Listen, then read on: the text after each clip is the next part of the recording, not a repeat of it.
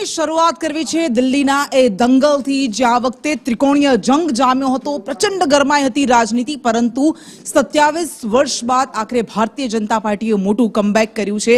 અરવિંદ કેજરીવાલના એ શબ્દો કે 2025 તો શું 2050 સુધીમાં પણ ભારતીય જનતા પાર્ટી દિલ્હીમાં નહીં જીતી શકે। નરેન્દ્ર મોદીને પડકાર ફેંકતા કહ્યું હતું કે આ જન્મ તો આ દિલ્હીમાં તમે નહીં જીતી શકો, પરંતુ એ જ દિલ્હીમાં કમળ ખીલ્યું છે અને ભારતીય જનતા પાર્ટીએ આમ આદમી પાર્ટીને મોટા ઝટકા આપ્યા છે। આ માત્ર શરમજનક હાર આમ આદમી પાર્ટીની જ નહીં, પરંતુ એ તમામ દિગ્ગજ ચહેરાઓની છે જેના નામ પર પણ આ ચૂંટણી લડાઈ હતી। પૂર્વ મુખ્યમંત્રી અરવિંદ કેજરીવાલ પોતે જ પોતાની બેઠક પરથી હારી ગયા છે અને એટલું જ નહીં, એ તમામ અન્ય મોટા ચહેરા સેકન્ડ નંબર પર જેમનું કદ હતું એ સૌરભ ભારદ્વાજ હોય, સત્યેન્દ્ર જૈન હોય કે મનીષ સિસોદિયા, પૂર્વ નાયબ મુખ્યમંત્રી, પૂર્વ શિક્ષણ મંત્રી કે જેઓ જેલમાં ગયા હતા, જેલમાં જનારા આ તમામ નેતાઓએ પણ હારનો સ્વાદ ચાખવો પડ્યો છે। માત્ર એક રાહત જે મળી છે એ આતિશી વાલેનાના રૂપે મળી છે। આતિશી પોતાની બેઠક પરથી જીત્યા, પરંતુ આ વખતે જે મોટો ઝટકો આમ આદમી પાર્ટીને મળ્યો છે એમાંથી ઉભરવામાં એને કેટલો સમય લાગશે એ પણ મોટો સવાલ છે। કારણ કે આ જ દિલ્હી મોડલને પ્રસ્તુત કરીને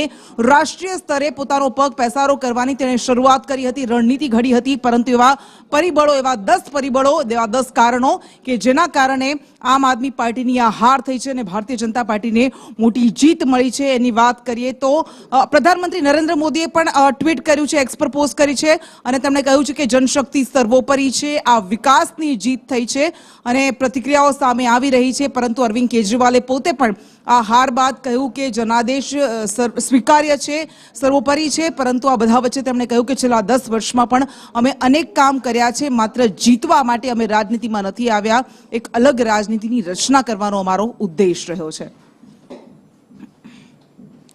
અને વધુ વિગત સાથે दिल्ली संवाददाता अजय यादव अपनी साथ जोड़ाई गया है। अजय, आम आदमी पार्टी के गढ़ में भारतीय जनता पार्टी ने बड़ी सेंध लगाई, लेकिन क्या वो 10 फैक्टर्स उसके लिए रिस्पॉन्सिबल है?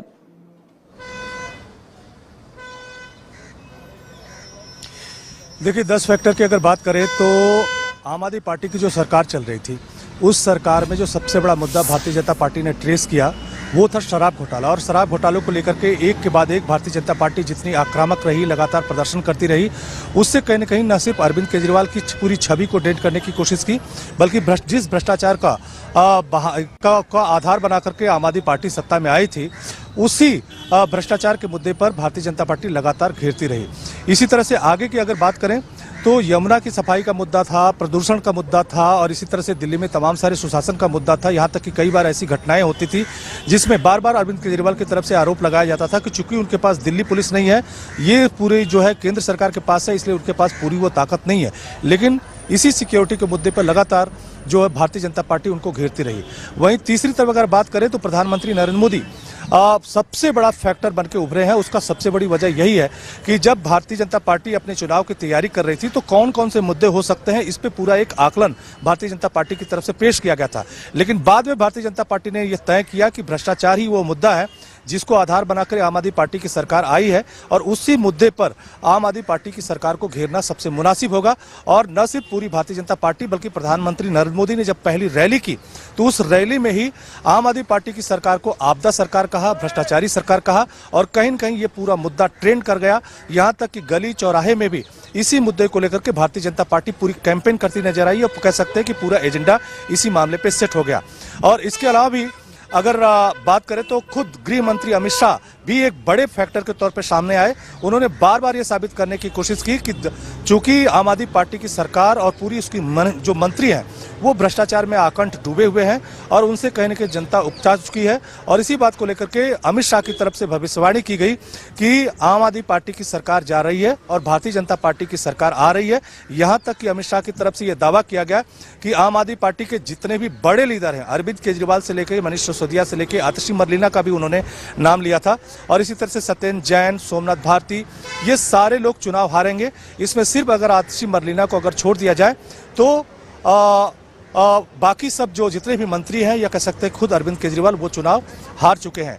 और इसी तरह से कुछ बहुत सारे ऐसे कारण हैं जिसमें अरविंद केजरीवाल की तरफ से कई सारे ऐसे वादे थे जिसमें उनकी तरफ से ये कहा जा रहा था कि अगर दिल्ली में आम आदमी पार्टी की सरकार जीतती है तो कहीं न कहीं उनके कामकाज पे ये सर्वेक्षण होगा और खास करके जो उन्हें जेल में डाला गया है वो जेल में डालने का ही शब्द इस्तेमाल करते थे, डाला गया है उस पर एक तरह से जनमत सर्वेक्षण होगा और जनता अगर उनके पक्ष में वोट देती है तो कहीं न कहीं जनता ये मानेगी कि भ्रष्टाचार के मुद्दे पर जनता ने उनको बरी किया है। और इसी बात को फोकस कहीं न कहीं भारतीय जनता पार्टी ने किया और कहीं न कहीं पूरा फोकस पॉइंट इसी भ्रष्टाचार पर बना करके अरविंद केजरीवाल को घेरने में कामयाब रहे। तो एक तरह से कह सकते हैं कि अभी जो मतगणना चल रही है केवल 2 सीट बाकी है। 47 सीटों पे भारतीय जनता पार्टी जीत चुकी है, 21 सीटों पे हालांकि आम आदमी पार्टी भी जीती है, 2 का परिणाम आना बाकी है।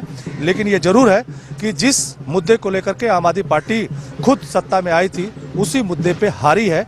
बहुत सारे कारण हैं लेकिन सबसे बड़ा फैक्टर खुद अरविंद केजरीवाल को भ्रष्टाचार के मुद्दे पे घेरना और प्रधानमंत्री नरेंद्र मोदी का आपदा जैसा शब्द का इस्तेमाल करना और अमित शाह का ये ऐलान करना कि सारे मंत्री लोग हार जाएंगे और करीब करीब वैसा ही हुआ।